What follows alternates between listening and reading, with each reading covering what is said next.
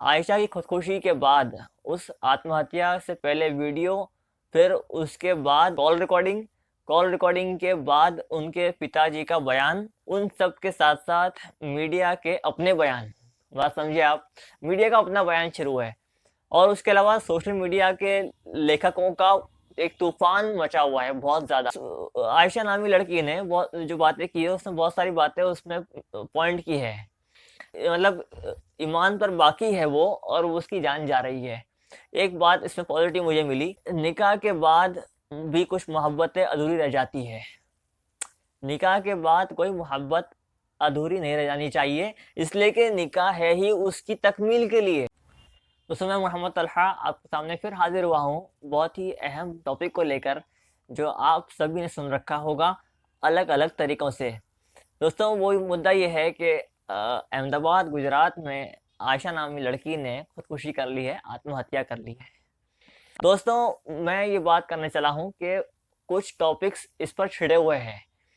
आयशा की खुदकुशी के बाद उस आत्महत्या से पहले वीडियो, वो कॉल रिकॉर्डिंग के बाद उनके पिताजी का बयान, उन सब के साथ साथ मीडिया के अपने बयान। बात समझिए आप, मीडिया का अपना बयान शुरू है और उसके अलावा सोशल मीडिया के लेखकों का एक तूफान मचा हुआ है बहुत ज़्यादा, तो देखने में आ रहा है। दोस्तों, इन सब चर्चों के साथ मैं अपनी ये बात बहुत ही जिम्मेदारी के साथ रिकॉर्ड करना चाह रहा हूँ कि आप इस बात को समझें कि खुदकुशी के लिए कोई भी सॉफ्ट कॉर्नर इस्लाम में नहीं है। एक बात लेकिन समझनी पड़ेगी कि उसकी वजह क्या बनी है। वो मामला हो गया, अब हो जाने के बाद करना क्या है? हमें ये करना है कि पुलिस इन्वेस्टिगेशन टीम इस पर काम करेगी। वो जिस भी तरह से करे, कोई अपनी एक राय बनाएगी, वो पूरे खानदान को या जिसको जिसको भी वो अपनी इन्वेस्टिगेशन के बाद वो सही समझेंगी, वो टीम इस पर डिसाइड करेगी कि इसका दोषी कौन था, लेकिन इसकी वजह क्या बनी। वजह जो कुछ भी हो, मैंने कहा ये चीज़ बहुत गलत है, इसलिए कि इसके बाद इतना बड़ा पाप है कि इसके बाद तौबा का चांस बचता ही नहीं, जान ही नहीं बची। इतना अजीब अनोखा गुनाह है ये, इसको समझें आप। इतना बड़ा से बड़ा गुनाह कर ले आदमी, तौबा का चांस बचता है, इसलिए कि जान बची है। जान ही नहीं बची तो तौबा का चांस बचता ही कहाँ? इसलिए कि हमारे सामने तो आखिरत है, मरने के बाद अल्लाह के सामने हाजिर होना है। और मुझे बहुत खुशी हुई इस चीज़ पर, दुख के साथ साथ काफ़ी खुशी है इस पर। उस दुख को साइड रखते हुए अगर मैं बात करूं, ईमान पर बाकी है वो और वो उसकी जान जा रही है। एक बात इसमें पॉजिटिव मुझे मिली, और पॉजिटिव बातें उसमें बहुत सारी मिली उनकी वीडियो से। उसमें निकाह के बाद भी कुछ मोहब्बतें अधूरी रह जाती है। निकाह के बाद कोई मोहब्बत अधूरी नहीं रह जानी चाहिए, इसलिए कि निकाह है ही उसकी तकमील के लिए। बात समझिए आप, यानी उस काम को, यानी मोहब्बत और उसके लास्ट अंत तक, एंड स्टेप तक, वो सारा मामले की तकमील, उसको अंत तक ले जाने के लिए, वो सारे स्टेप्स को पूरा कर देने के लिए निकाह है। अब निकाह के बाद कौन सी मोहब्बत ऐसी है जो अधूरी रह जाए? ये बात थोड़ी सी खटकती है। ये बात इसलिए गलत है कि निकाह है ही इसके लिए कि वो सारे उस परंपरा को या उस क्या कहते हैं ना उसको, उस डिजायर्स को, अगर मैं खुलकर कहूँ तो सेक्सुअल डिजायर्स को पूरा कर देने के लिए, इन्हें उसको लास्ट स्टेप तक ले जाने के लिए, और जायज तरीके से, कोई पाप के बगैर, इसके लिए निकाह है। तो मैंने बेल सामने रख दिया कि इस वजह से वो चीज़, उनकी वो बात गलत है।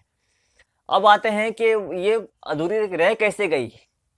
ये वाकयात ऐसे बहुत सारे हैं कि निकाह के बाद भी या संबंध के बाद भी मोहब्बत अधूरी रह जा रही है, और हर धर्म में ऐसे लोग मिलेंगे आपको और ऐसे कपल्स मिलेंगे आपको। तो इसकी बुनियादी वजह क्या होती है मालूम है? जहाँ पर वो चाहत पूरी करनी है ना, उसके अलावा पूरी हो जा रही है चाहत। बस शॉर्ट में बोलना चाहूँगा इस पर, वो अक्सर तो ये वजह यही सामने आ रही है कि जो चाहत जहाँ पूरी होनी चाहिए अपनी जोड़ी के साथ, उसके बजाय वो जॉब पर या अपनी कंपनी में या अपने अंडर में वर्कर्स के साथ वो कहीं भी पूरी हो जा रही है। बस उम्मीद है बात समझ गए होंगे आप, मैं अगली बात पर आता हूँ। तो इस वजह से वो मोहब्बत अधूरी रह जा रही है, वन साइडेड हो जा रही है, यानी एक तरफा चाहत रह रही है, वो एक तरफा प्यार कह लीजिए उसको, वो रह जा रहा है। वो दो तरफा वाली बात नहीं हो पा रही है। ठीक है, अक्सर है, मगर कुछ जगह ऐसा है, तो वो इसकी वजह अक्सर वही है। जो मैंने आपके सामने बताया। या फिर ये है कि वो कुछ चीज़ नापसंद हो रही है, तो देखिए नापसंद कुछ अगर लगे अपने कपल के साथ किसी को, अपने जोड़ीदार के साथ किसी को कोई चीज़ नापसंदीदा गुजरे, तो उसको निभा लें। निभा लेना बहुत शक्ति वाली बात है, बहुत ही ताकतवर चीज़ है कि निभा ले आदमी। ताल्लुकात की बुनियाद ही वही है कि निभना और निभाना। तो निभा ले अगर थोड़ी छोटी-मोटी चीज़ों को, तो क्या मसला है इसमें बताइए आप? ना निभने और ना निभाने की इसमें चूक है। दूसरी चीज़, और भी क्या वजह होगी इसके लिए, मैं वो ज़्यादा नहीं जानता हूँ, लेकिन ये जितना जितना मुझे पता था मैंने आपके सामने रखा। अब दोस्तों मैं अपनी अगली बात पर आता हूँ। वो ये कि व्हाट्सएप पर और सोशल मीडिया के प्लेटफॉर्म्स पर अलग-अलग जगह पर और अलग-अलग लोग दोषी ठहरा रहे हैं आयशा को। कोई बोल रहा है आरिफ खान उनके पति पर, कोई बोल रहा है उनके घर वालों पर, या कोई बोल रहा है समाज पर, यानी पूरी कम्युनिटी, पूरी मुस्लिम कम्युनिटी, और कोई कह रहा है मुस्लिम कम्युनिटी के स्कॉलर्स यानी इस्लामिक स्कॉलर्स के बारे में लोग बातें कर रहे हैं। दोस्तों मैं बहुत ही शॉर्ट में चाहूँगा इन सब बातों को एक साथ क्लियर कर लूँ, एक साथ नहीं बल्कि बारी बारी। नंबर एक ये कि दोषी आयशा को ठहराना से अब कोई फ़ायदा नहीं। अपने दिल में ये मान लें कि उसकी गलती थी, फाइनली जो उसने एक्ट किया है वो गलत है। उसकी वजह मैं बता चुका शुरू में वीडियो के। अब रही बात आरिफ खान, उनके घर वालों से जितनी बातें मिली है उनके पति आरिफ खान के बारे में, अगर वो बातें सच है तो दोषी आरिफ खान ही है, नहीं भी है। इस फर्क को समझें आप, ही नहीं भी प्लस। अब दोषी दो हो गए, आरिफ खान भी उसमें दोषी हुआ, इसलिए कि उसने हक पूरा नहीं किया अपनी बीवी का, जो कि अगर मजहब को भी फॉलो करे आदमी, सिर्फ मजहब ही को फॉलो कर ले अगर, तो इतना ज्यादा हक बताया है कि अपना अपने शरीक हयात कहते हैं, जिस तरह लाइफ पार्टनर, शरीक हयात यानी अपनी जिंदगी जिस तरह वो खुद गुजार रहा है सेम वैसी गुजारेगी उसकी बीवी। सेम वैसी मतलब उसी उसी उसी लेवल की जिंदगी गुजारेगी उसकी बीवी भी, लेकिन शरीक हयात है। तो देखिए ये सब बहुत सारी बारीकियां हैं, बहुत सारी मोटी बातें हैं इसमें जो मैं आपके सामने रख रहा हूँ। बारीकियां तो मैं नहीं रखूंगा आपके सामने, इसलिए कि वो हर एक के बस की बात भी नहीं है उसको समझना और समझाना। अपने अपने लेवल पर आप स्कॉलर से जाके मालूम करें, उन सब बातें आपको बताएंगे वो। और रहा मसला खानदान वालों का, खानदान वाले, दो खानदान वाले, देखिए इस्लाम में भी ऐसा है, जब आपस में नहीं पट रही हो ना, या कुछ भी इश्यूज हो घर से रिलेटेड, कोई भी इश्यूज हो घर में, तो दोनों के खानदान वाले बैठकर वो बातों को सॉल्व कर लें। तो इस ये आसान हल है। अब पूरी स्टोरी जितनी मुझे मालूम पड़ी अब तक, वो सब के बाद मुझे दो खानदान आपस में बैठकर बात को सॉल्व करने के लिए बैठे हों, सॉल्व कर पाए नहीं कर पाए वो बात की बात है, सॉल्व करने के लिए बैठे हों, ये बात मुझे पूरी स्टोरी में नहीं मिली। आपको मिली हो तो कमेंट कीजिए, मैं अपनी बात को सही कर लूँगा, लेकिन मुझे तो नहीं मिली। तो यहाँ पर खानदान वाले भी दोषी है, तीन हो गए। यानी अब तक की जितनी बातें हैं मैं साफ साफ बात कर रहा हूँ, जितनी बातें अब तक का मुझे मिली है उसकी वजह से मैं अपनी बात रख रहा हूँ, और ये सारा मेरा व्यू समझ लीजिए आप बस। तो दोषी कितने हो गए अभी? तीन। ठीक है, खानदान वाले भी हो गए, दोनों के खानदान वाले, यहाँ के भी और यहाँ के भी। अब आते हैं समाज की तरफ। लोग बात कर रहे हैं समाज की, समाज भी दोषी है, यानी सोसाइटी या फिर कम्युनिटी जो भी ले लें आप। तो सोसाइटी को क्या पता घर में क्या हो रहा है, एक बात, और पता है फिर किसने एक्शन नहीं लिया, अड़ोस पड़ोस वालों ने या कॉलोनी वालों ने, जो भी, इस तरह पता होने के बाद भी, यानी किसी के घर के अंदर के संबंध खराब हो रहे हैं और आपको मालूम पड़ रहा है कि वो चीज़ बहुत ज़्यादा एक्सट्रीम लेवल तक जा रही है अगर, या जाने को है, तो आपको चाहिए कि आप आगे आकर या फिर बैक एंड पर रहकर आप काम करें, दोनों के घर वालों को आप समझाएं अलग अलग कि देखिए आपके बेटी के साथ ऐसा ऐसा हो रहा है, तो उसको पॉजिटिवली आप इसको सॉल्व करने की कोशिश करें, और बहुत ईज लें इस चीज़ को, मतलब इजीली इसको सॉल्व करने की तरगीब दें आप, उनको उभारें इस चीज़ पर, आप इस पर गौर करें, घर वालों को आपस में, इनके भी और इनके भी, इन्हें लड़के के भी और लड़की के भी। तो ये चीज़ें आसानी से सॉल्व हो सकती है, और हो सकती थी मगर ना हो सकी, अफसोस है बहुत इस बात पर। तो ये बातें जिनको मालूम थी वो पर्सनली दोषी है, पर्सनली, इसलिए वो तीन दोषी के से प्लस मैं फोर्थ नहीं करूंगा सोसाइटी को, कम्युनिटी को, इसलिए कि जिन लोगों को मालूम थी वो पर्सनल दोषी हुए, पर्सनल गुनहगार हुए वो। अब आते हैं 5वें नंबर पर इस्लामिक स्कॉलर्स पर, क्योंकि वो लड़की मुसलमान थी, देखिए आत्महत्या का और ऐसे बहुत सारे जुर्म है, गुनाह है। जैसे एक आदमी ने टिकट नहीं लिया, ट्रेन में सफर कर रहा, टिकट नहीं लिया, ठीक है, या फ्लाइट में ट्रैवल कर रहा है वो, और उसने लिमिट से ज्यादा लगेज भर दिया और रिश्वत खिलाकर आगे बढ़ गया, मतलब सामान पास करा लिया। तो ये सारी चीजें, बहुत सारे ऐसे ऐसे गुनाह बहुत सारे हैं। ये हिंदू करे तो गुनाह, मुस्लिम करे तो गुनाह, यानी जो कोई भी करे, जिस धर्म का आदमी करे वो गुनाह ही रहेगा। लेकिन इस पर आप यूं कहें कि इस्लामिक स्कॉलर्स का भी जुर्म है इसमें। देखिए सबसे पहली एक बात मैं साफ कर लूं आपको, आप चाहते हैं कि वो लोग काम करें जिसको हम मानते हैं।